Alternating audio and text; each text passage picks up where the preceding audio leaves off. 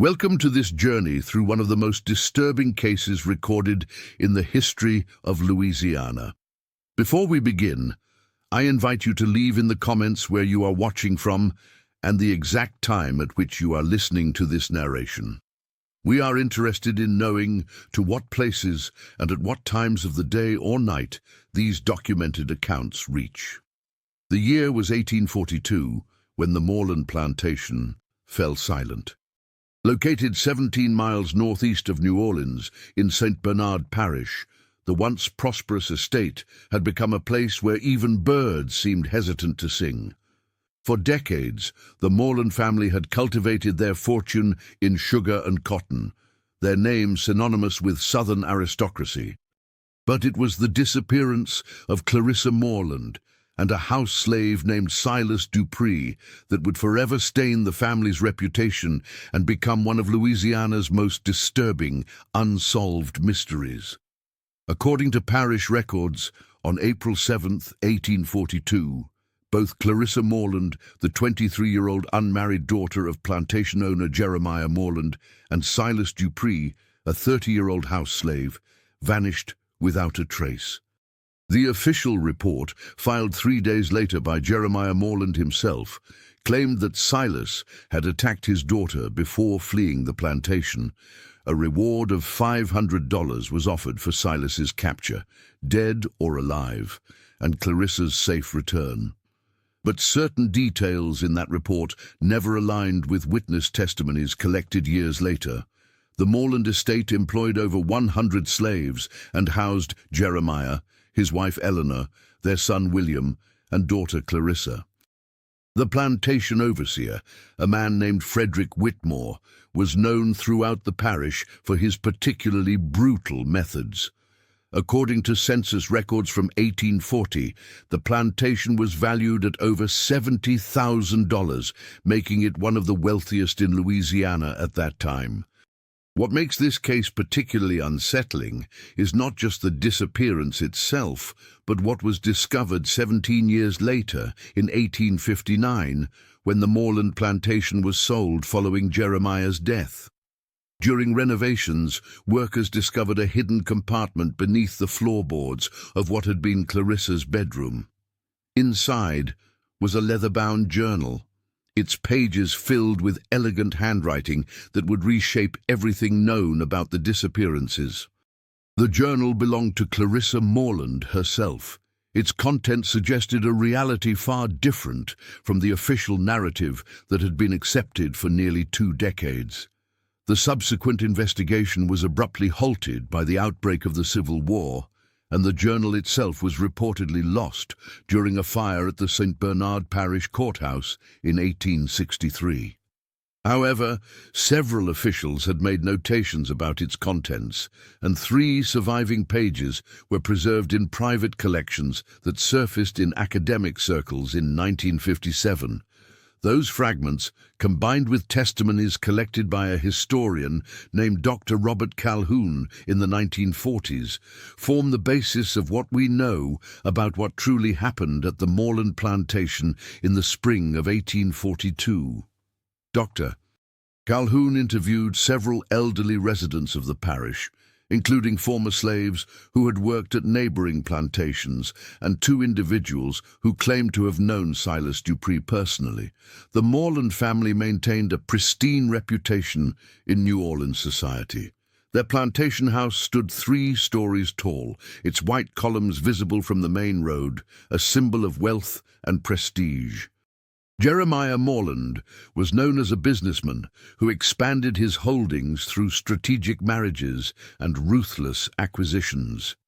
His wife, Eleanor, formerly Eleanor Beaumont, came from one of the oldest French families in New Orleans, bringing considerable dowry and social connections to the marriage. Their son William was being groomed to take over the family business, while daughter Clarissa was expected to make an advantageous marriage. By all accounts, Clarissa was intelligent and well-educated for a woman of her time, having been tutored privately in literature, music, and French. She was described in local society pages as a young woman of uncommon beauty and refined sensibilities. Silas Dupree had been purchased by the Morland family in 1837, according to plantation records. He was assigned duties in the main house rather than field work, serving as a coachman, messenger, and occasionally as a manservant to Jeremiah Morland himself. What made Silas unusual, according to accounts, was his literacy, a dangerous and typically forbidden skill for enslaved people in the antebellum South. The winter and spring of 1842 had been marked by unusual tensions on the plantation. Several sources indicate that Jeremiah Morland had suffered financial setbacks due to falling cotton prices and a failed investment in a shipping venture. The family had entertained several potential suitors for Clarissa, including a widower nearly 30 years her senior, who owned neighboring lands that Jeremiah coveted. According to household staff testimonies collected years later, Clarissa had grown increasingly withdrawn in the months leading up to April. She had rejected 2 marriage proposals, causing significant strain in her relationship with her father. Eleanor Morland's personal correspondence with her sister, preserved in the Beaumont family archives, mentioned concerns about her daughter's melancholy disposition and troubling paleness. What the official narrative never mentioned was that in March of that year, Clarissa had fallen seriously ill with what was likely malaria, a common affliction in the region. During this period, most of the household staff avoided her chambers for fear of contagion. It was Silas who was tasked with bringing her meals and medicine, as his value as property made him more expendable than the household's white servants, according to the overseer's logic.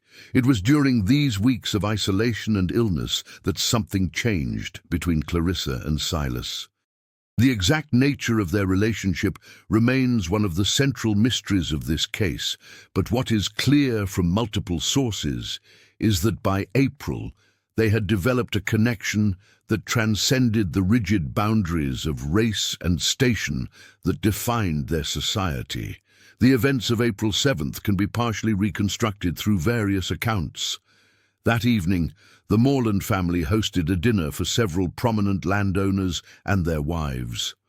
The gathering was centered around discussions of a proposed railway that would connect their plantations to New Orleans ports, potentially increasing the value of their exports.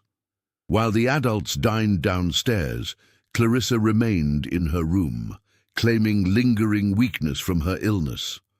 Silas was responsible for serving at the dinner, moving between the kitchen and the formal dining room throughout the evening. The last confirmed sighting of either Clarissa or Silas was around 9 o'clock when a kitchen maid observed Silas taking a tray up to Clarissa's room. What happened next has been pieced together from fragments of Clarissa's journal and later testimonies. According to these sources, sometime after midnight, Clarissa and Silas left the plantation house together. They took nothing but a small parcel of food, a change of clothes for each, and approximately $60 in gold coins that Clarissa had saved from her allowance. Their plan, it seems, was to reach the Mississippi River, where they would board a northbound steamboat. In one preserved journal fragment, Clarissa wrote, "The impossible path now lies before us. I know the dangers we face, yet remaining has become the greater peril. S. says we must trust no one. The river is our salvation if we can reach it undetected." The alarm was raised the following morning when Clarissa's room was found empty. Initially, there was confusion rather than panic. It wasn't until midday, when Silas could not be located anywhere on the plantation, that Jeremiah Morland reportedly flew into a rage. According to kitchen staff, he immediately concluded that Silas had abducted his daughter, ordering an immediate search of the property and surrounding areas.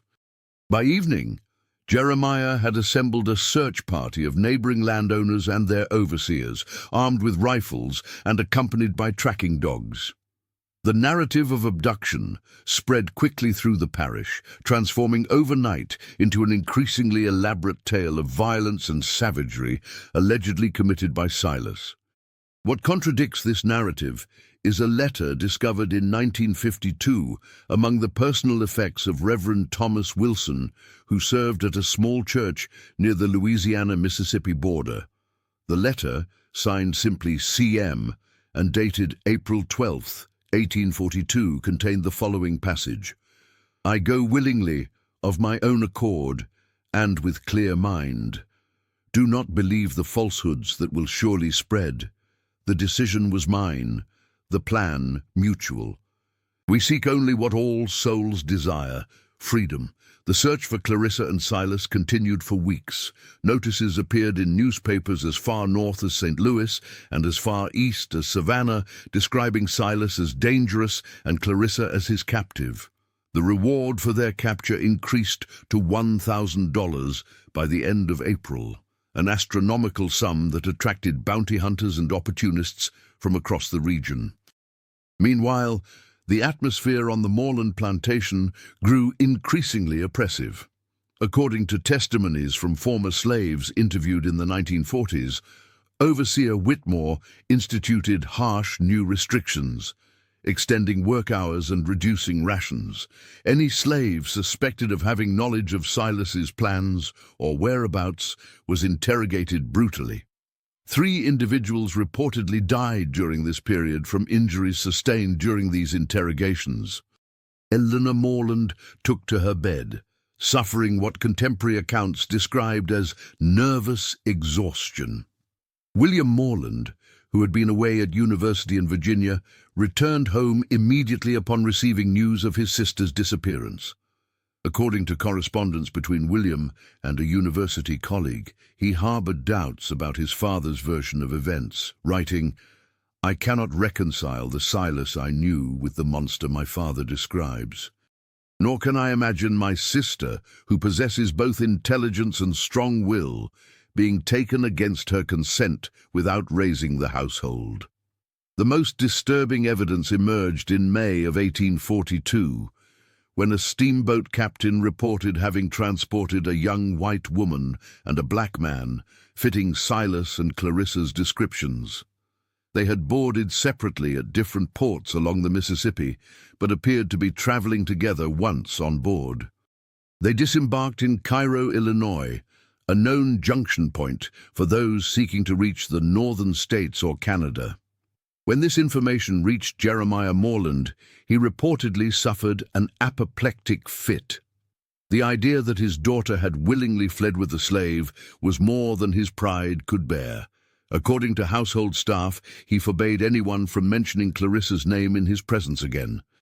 Her room was locked, her possessions untouched, as if sealing away the evidence of her existence. In the months that followed, rumors circulated through the parish. Some claimed to have seen Clarissa in New Orleans, disguised as a wealthy widow. Others insisted that Silas had been captured and killed in Mississippi, though no body was ever produced. The most persistent rumor, which appears in multiple sources, suggested that the pair had reached Canada, where slavery was prohibited, and were living under assumed names. Life on the Moreland plantation continued, though many observed that a shadow seemed to have fallen over the once vibrant estate. Eleanor Moreland died in 1847, having never recovered from what her physician described as melancholia. William Moreland took increasing control of the plantation operations as his father's health declined, instituting some reforms in the treatment of slaves that raised eyebrows among neighboring planters. Jeremiah Moreland lived another 12 years, dying in 1859 at the age of 67. In his will, he specifically directed that all his possessions be left to his son, with the exception of any items belonging to my daughter Clarissa, which shall be burned without examination. This unusual stipulation suggests he maintained his anger until his death.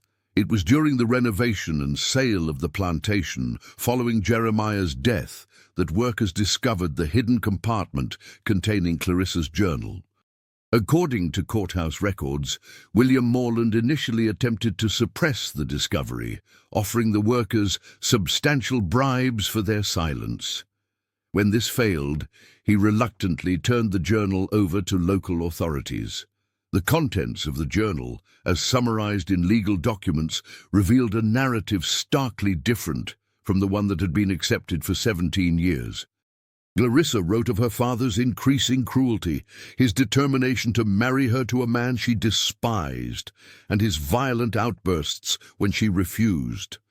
More significantly, she documented a gradual change in her relationship with Silas, from formal interactions to deep conversations during her illness, to what she described as a connection of souls that transcends the artificial boundaries men have constructed between us.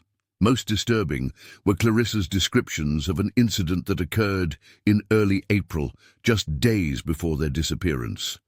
According to her account, her father had entered her room in a drunken rage after another refused marriage proposal, threatening to sell off portions of her dowry lands if she did not comply with his wishes. When she remained defiant, he struck her with enough force to render her unconscious. It was Silas who found her, having heard the commotion while working nearby. He attended to her injuries, and according to the journal, it was at this moment that they began to form their escape plan. Clarissa wrote, "He has saved me not once but twice, first from the fever that nearly claimed me, and now from the prison my father intends to construct around my future. I see now that we are both captives in different ways, and our salvation must be mutual or not at all." The journal entries stopped abruptly on April 6th, the day before their disappearance. The final entry read, "Tomorrow we step into the unknown. I am afraid, yet I have never been more certain of any decision. Whatever awaits us, capture, death, or freedom, we face it together, as equals in the eyes of God, if in no other realm." The discovery of the journal created a minor scandal in St. Bernard Parish, though by 1859 the nation was preoccupied with the growing tensions that would soon erupt into civil war. William Morland quickly sold the plantation and relocated to France, where he lived until his death in 1872. The investigation into the disappearances was officially reopened based on the journal's contents, but with the outbreak of war in 1861, it was soon abandoned. The journal itself was stored in the parish courthouse, where it was reportedly destroyed during a fire in 1863, though some historians have suggested this fire may have been deliberately set to erase this and other uncomfortable historical records. The final confirmed trace of Clarissa and Silas comes from a census record discovered in the archives of a small town near Toronto, Canada.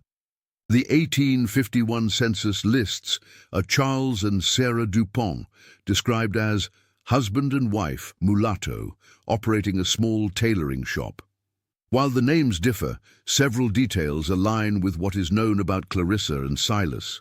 The woman's listed age and birthplace, Virginia, match Clarissa's, and the man is described as having skills as a coachman and being fluent in French, both attributes associated with Silas.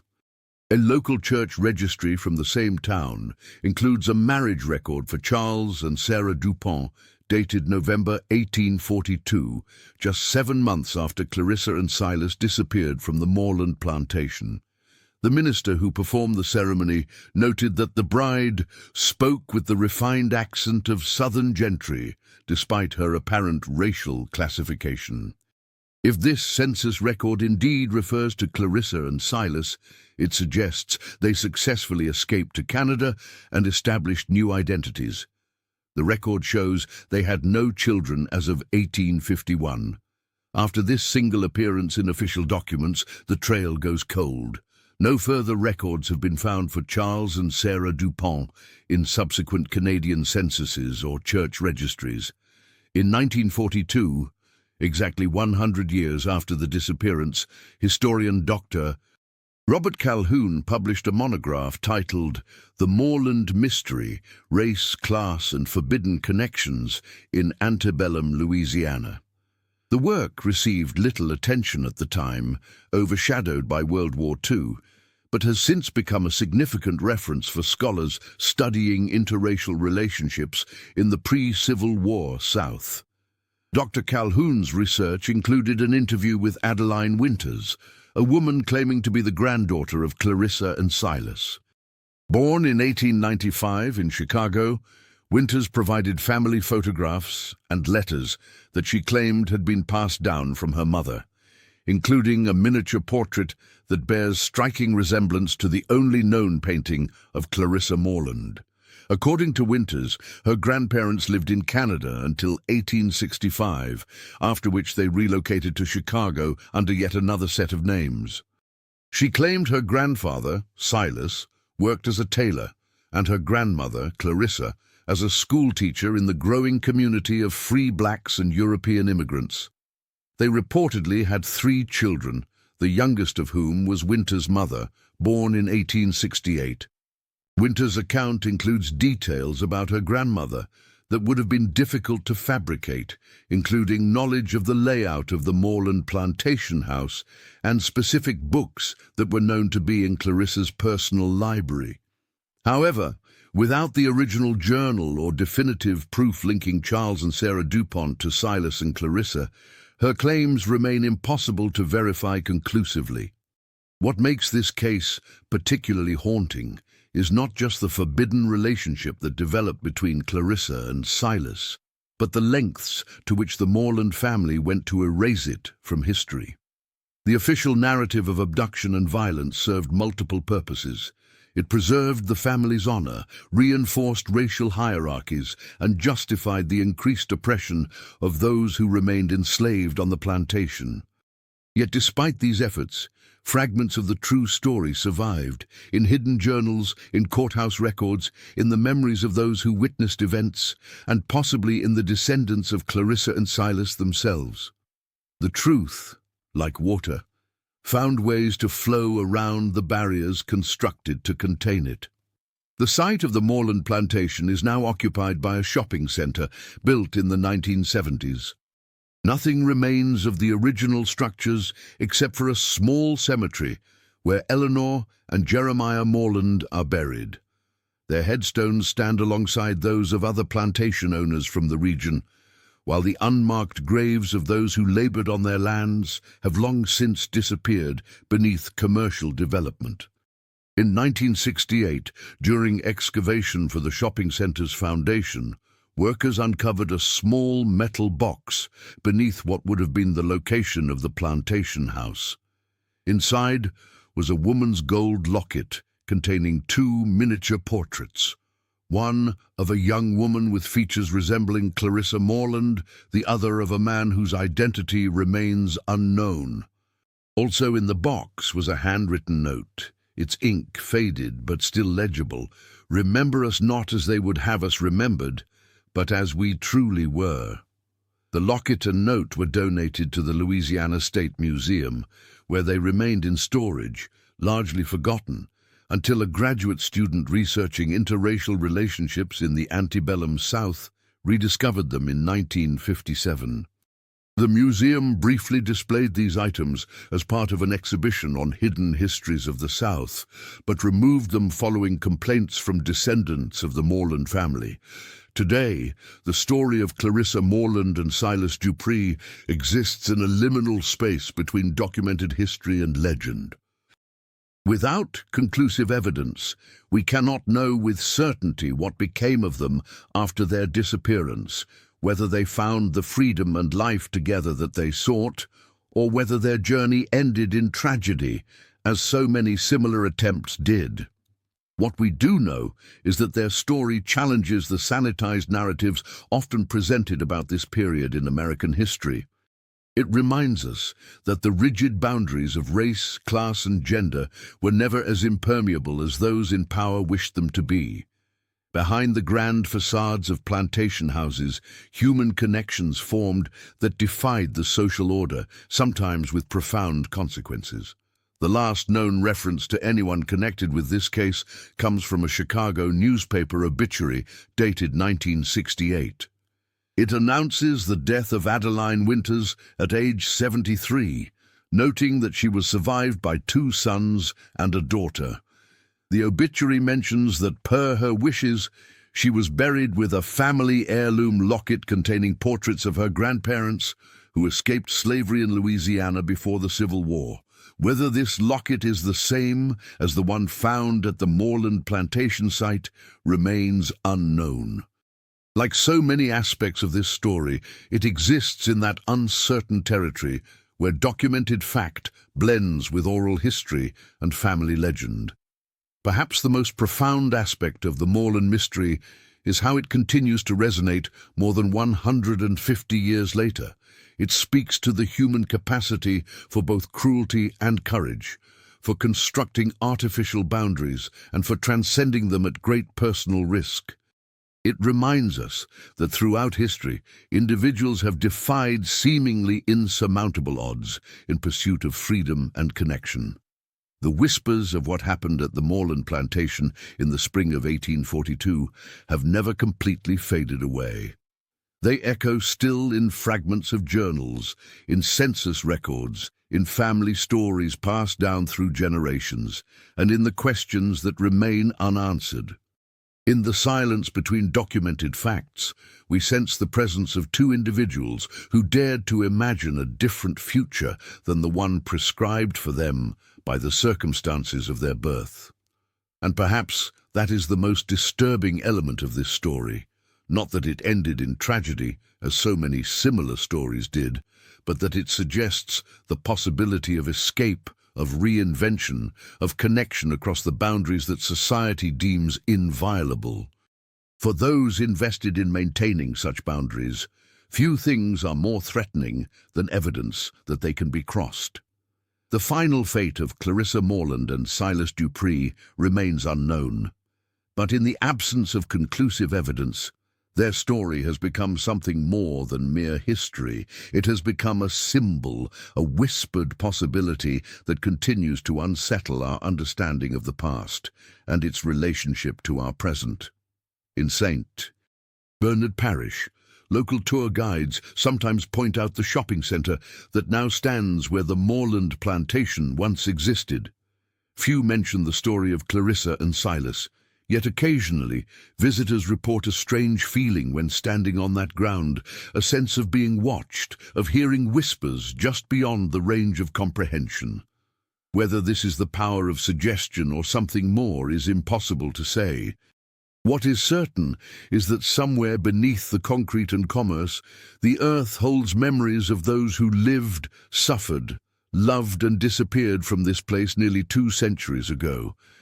Their story, like so many others from that troubled period in American history, reminds us of the human cost of systems built on ownership of other human beings, and of the extraordinary courage of those who risked everything to challenge such systems.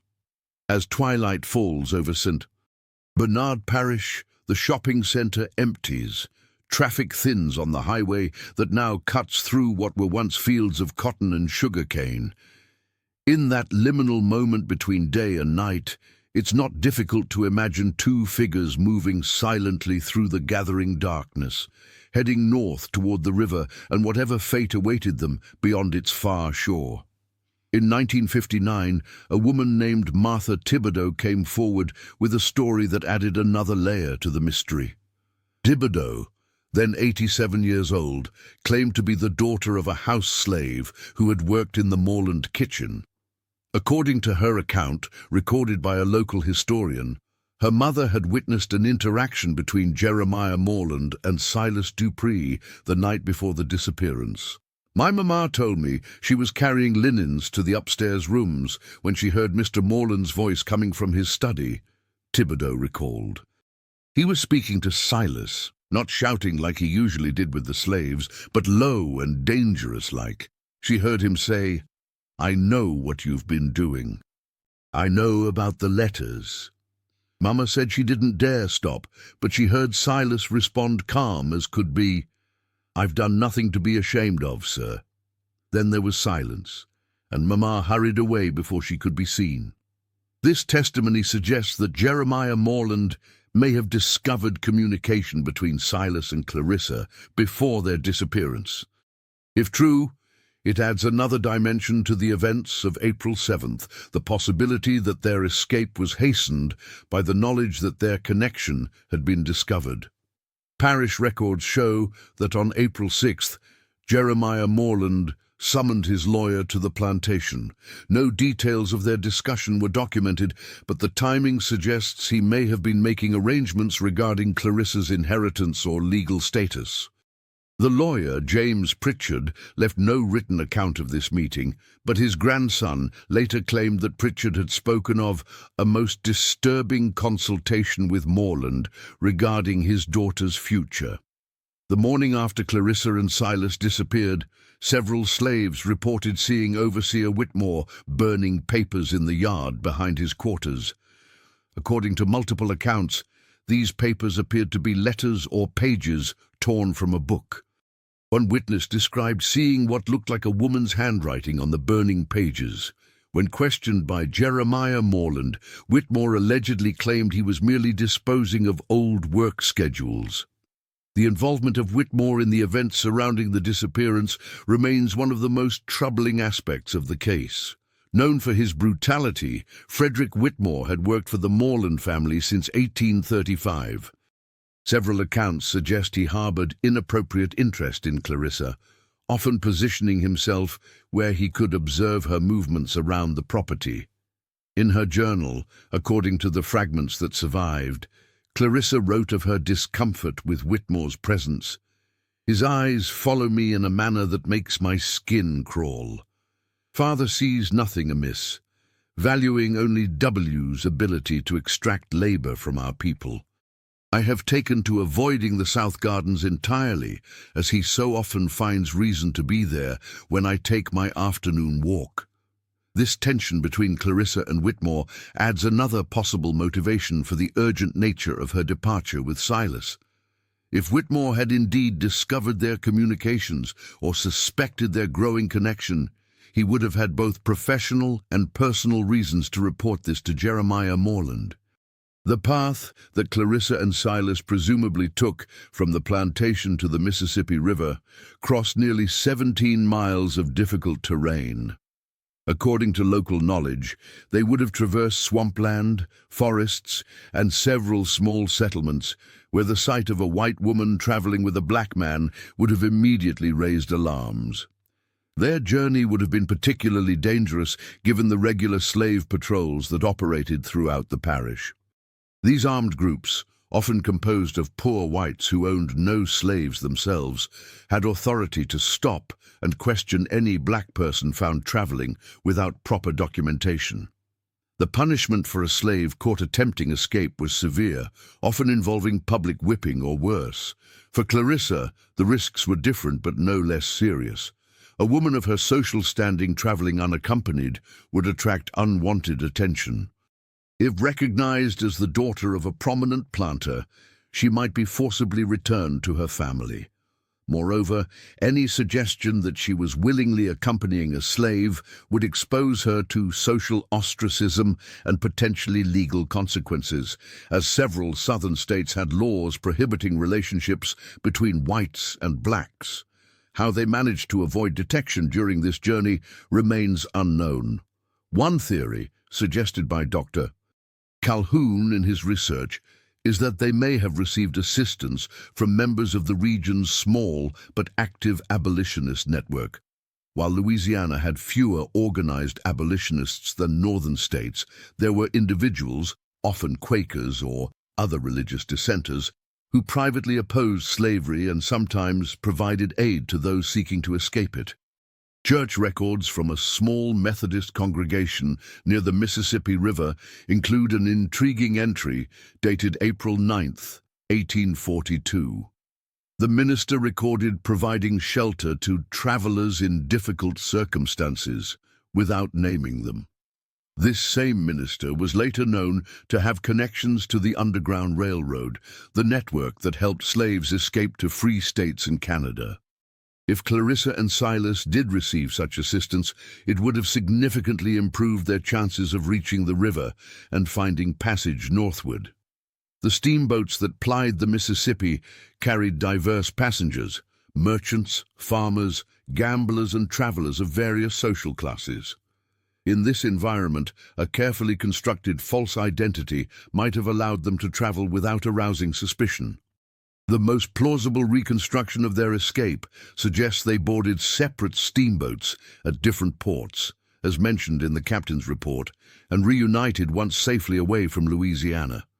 This strategy would have minimized the risk of being recognized as a mismatched pair, particularly as news of their disappearance spread throughout the region.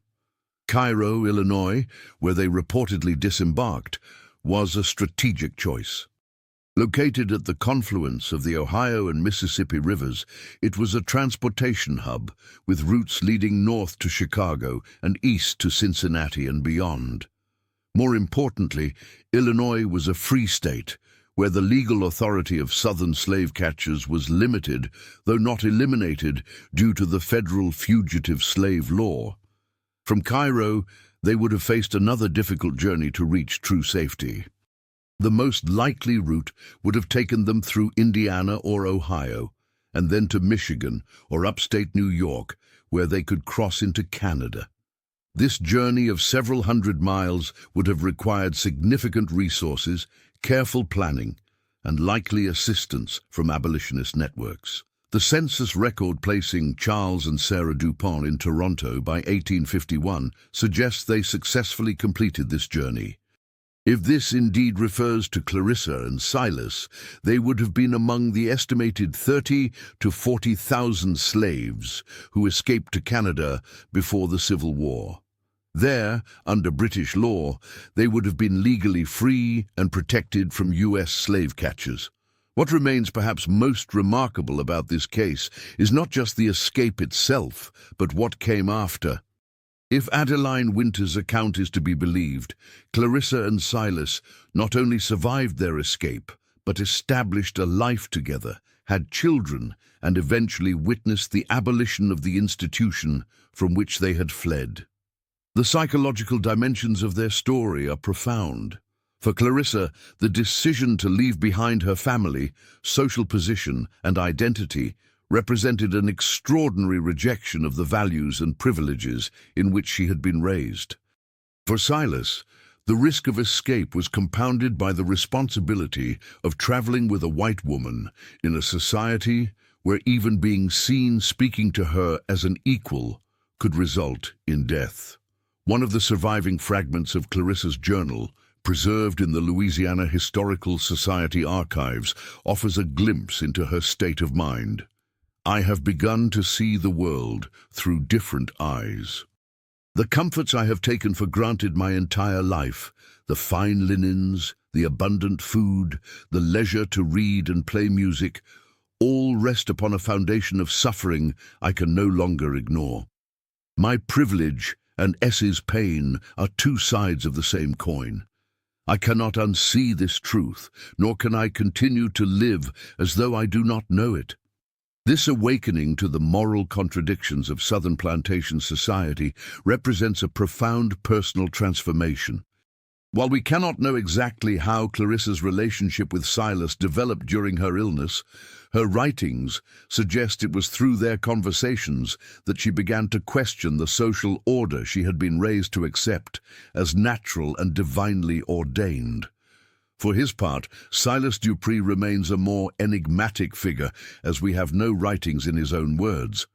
What we know of him comes primarily from Clarissa's journal and from the testimonies of those who knew him on the plantation. These accounts consistently describe him as intelligent, reserved, and dignified, even within the dehumanizing context of slavery. According to one account, collected from a former slave named Isaiah Johnson in 1941, Silas had learned to read from Clarissa's brother William, who had secretly taught several house slaves against his father's wishes. Johnson recalled, Silas kept his learning hidden. He knew what happened to slaves who showed too much knowledge. But those of us who worked in the house, we knew. Sometimes he would read bits of newspaper to us when the white folks were away. He had a hunger for knowing what was happening in the world beyond the plantation. This literacy would have been a crucial advantage in their escape and subsequent life in free territory. It would have allowed them to read travel notices, understand legal documents, and eventually establish themselves in professions that required education. The census record listing Charles Dupont as a tailor and Sarah Dupont as a teacher suggests they were able to leverage their skills to create economic independence. The psychological burden they carried northward would have been substantial. For Clarissa, there was the knowledge that her departure would be interpreted as a kidnapping, placing Silas in even greater danger. She would have understood that she could never contact her family again without risking their safety. The complete severance of her past life, including her name, her social identity, and all family connections, represents a form of psychological death and rebirth. For Silas, the journey carried different but equally profound implications. Beyond the immediate dangers of escape, he faced the challenge of redefining his identity in freedom. After years of being legally classified as property, the transition to citizenship, even in Canada where slavery was prohibited, would have required a fundamental psychological reorientation. If they did indeed establish themselves in Toronto, as the evidence suggests, they would have entered a community that included many former slaves alongside European immigrants. Toronto in the mid-19th century had a growing black population, with churches, schools, and mutual aid societies serving this community. While racial prejudice existed in Canada as well, the legal protection of freedom would have allowed them to build lives impossible in the American South. The story of what happened to them in those northern years remains largely speculative. Adeline Winter's account provides some details, claiming they lived modestly but comfortably, with Silas operating a tailor shop and Clarissa teaching in a school for black children. According to Winters, they maintained a cautious existence, avoiding publicity and changing their names at least once more after moving to Chicago following the Civil War. This pattern of continued caution, even after slavery had been abolished, reflects the reality that legal freedom did not ensure safety. Even in the post-Civil War period, a white woman known to have fled with and married a former slave would have faced significant social ostracism and potentially violence. The decision to maintain a low profile suggests an ongoing awareness of these dangers. One particularly poignant detail from Winter's account concerns how Clarissa and Silas explained their unusual family situation to their children. According to Winters, they were truthful about their past, but selective in what they shared with outsiders. The children were raised understanding that their family history was both precious and potentially dangerous knowledge. My mother told me that grandmother would sometimes become very quiet when reading newspaper accounts of the South, Winters recalled in her interview with Dr. Calhoun. Once, they read about the death of a man named Moreland, and grandmother excused herself and did not emerge from her room until the following day. They did not speak of it, but my mother remembered it clearly even decades later. This small anecdote, impossible to verify independently, suggests the complex emotional reality that Clarissa may have experienced, the simultaneous relief of escape and the grief of permanent separation from her family. It hints at the psychological weight carried by those who made such radical breaks with their past. The social context in which Clarissa and Silas escaped adds additional layers to their story. The early 1840s was a period of increasing tension over slavery in the United States. The abolitionist movement was gaining momentum in the North, while southern states were hardening their defense of the institution. Louisiana, like other Deep South states, had enacted increasingly strict laws governing slave behavior and limiting manumission, the freeing of individual slaves. In this climate, an escape like theirs would have taken on broader significance beyond their personal circumstances. For supporters of slavery, it would have represented evidence of the corrupting influence of abolitionist ideas and the need for stricter control. For abolitionists, it might have served as a powerful example of slavery's moral bankruptcy, that even those raised to benefit from the system could come to reject it. Yet their story remained largely hidden from public view, confined to local rumors and eventually historical archives, rather than becoming a celebrated abolitionist narrative. This obscurity likely served their interests, allowing them to rebuild their lives away from scrutiny. It also reflects the uncomfortable nature of their relationship for both pro- and anti-slavery advocates of the time. Many white abolitionists, while opposing slavery, still maintained racist views and would have been uncomfortable with an interracial relationship. Meanwhile, the Southern pro-slavery narrative preferred to portray Clarissa as a victim rather than acknowledge her agency in choosing to leave with Silas, as this undermined racial ideologies that portrayed white women as needing protection from black men.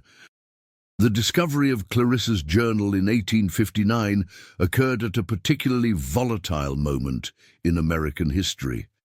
The nation stood on the brink of civil war, with the question of slavery at the center of the growing conflict.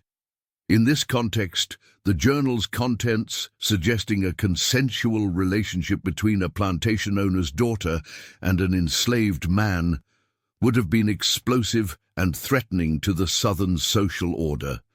This timing likely explains the limited public attention the discovery received and the subsequent disappearance of the journal itself. In a society increasingly polarized over slavery, neither side had reason to publicize a story that complicated their preferred narratives. The journal's reported destruction in the courthouse fire of 1863, while not conclusively proven to be deliberate, coincided with a period when many records that contradicted the romanticized lost cause narrative of the antebellum South were mysteriously lost or destroyed. The systematic erasure of such counter-narratives represents another form of violence in the historical record. What makes the Moreland case particularly significant from a historical perspective is not its uniqueness, but rather what it reveals about similar stories that may have been even more thoroughly erased. While interracial relationships in the antebellum South are often portrayed as primarily exploitative, with white men holding power over enslaved black women, the story of Clarissa and Silas suggests a more complex reality. Historical research has increasingly revealed examples of relationships that, while still embedded within profoundly unequal power structures, involve genuine emotional connection and mutual choice.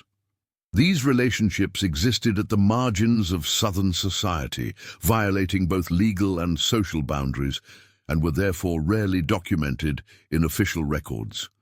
The physical spaces where Clarissa and Silas's story unfolded have themselves been transformed over time, erasing most tangible connections to their existence. The Moreland plantation house was demolished in the 1960s to make way for commercial development. The Mississippi River, while still flowing along its ancient course, is now contained by levees and navigational structures that have altered the landscape through which they would have traveled. In Chicago, where they reportedly lived their later years, the neighborhood described in Adeline Winter's account has been redeveloped multiple times. The school where Clarissa supposedly taught was demolished during urban renewal projects in the 1950s. The physical traces of their lives have been covered by layers of concrete and new construction, much as their story has been buried beneath official narratives and the passage of time.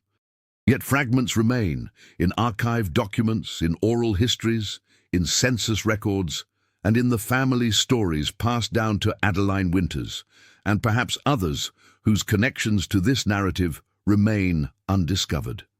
These fragments, like pieces of a shattered mirror, reflect different aspects of a story that can never be fully reconstructed, but continues to haunt our understanding of the past. In 1963, during the height of the civil rights movement, a journalist named Richard Bennett began researching the Moreland case for a book about interracial relationships in American history. His research notes, preserved in the University of Chicago Library, include correspondence with several elderly residents of the Chicago neighborhood where Adeline Winters claimed her grandparents had lived. One respondent, a 90-year-old woman named Helen Marshall, recalled, "There was indeed a couple who matched that description living on Oakwood Boulevard in the 1890s. The man was a tailor with a small shop, and his wife taught reading and writing. They kept to themselves mostly, but were respected in the community. People understood they had come from the South during slavery times, but it wasn't something discussed openly." Bennett never completed his book, as he shifted his focus to documenting the ongoing civil rights struggle. His unfinished manuscript, titled "Against the Current Forbidden Love in American History," contains only a brief chapter on Clarissa and Silas, noting the fragmentary nature of the evidence and the difficulty of separating fact from legend after more than a century. What remains most compelling about their story is not just what it tells us about the past, but what it suggests about the human capacity for transformation and courage. If the reconstructed narrative is accurate, both Clarissa and Silas made choices that required them to reimagine themselves outside the identities they had been assigned by their society. She, as a privileged Southern belle destined for marriage within her class. He, as human property whose existence was defined by servitude. Their journey, physical, emotional and moral, represents a radical rejection of the world they knew and a leap into profound uncertainty. The risks they took and the obstacles they faced remain almost unimaginable from our contemporary perspective, yet the fragmentary evidence suggests they succeeded in creating a life together beyond the boundaries their society had established as inviolable. As the sun sets over what was once the Moreland plantation, the shopping center's lights create pools of harsh illumination in the gathering darkness. Cars pass along the highway, their drivers unaware of the history beneath the asphalt. In New Orleans, tour guides lead visitors through the French Quarter, recounting sanitized versions of antebellum society that rarely mention stories like that of Clarissa and Silas. Yet in archives, in family histories, and in the physical landscape itself, traces remain for those who know how to look for them. The story of Clarissa Moreland and Silas Dupree continues to unsettle easy narratives about the American past, reminding us that beneath the broad strokes of historical change lie countless individual lives, marked by both tragedy and transcendence. Perhaps somewhere in a family Bible, in a forgotten box of letters, or in the fading memories of the very elderly, more pieces of their story wait to be discovered. Until then, we are left with fragments that suggest but cannot confirm, that hint at possibilities but provide no certainties. In that ambiguous space between documented fact and historical imagination, Clarissa and Silas continue their journey north, forever moving toward a freedom that history itself can neither grant nor deny them. In the words attributed to Clarissa in that final journal entry, "Tomorrow we step into the unknown.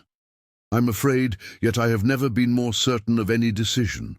Whatever awaits us, capture, death or freedom, we face it together as equals in the eyes of God, if in no other realm." The whisper of those words continues to echo across the years, a reminder that even in the most rigid social orders, human connection sometimes finds ways to transcend the boundaries constructed to contain it. In that transcendence lies both the terror and the hope that continue to haunt us from that distant spring of 1842.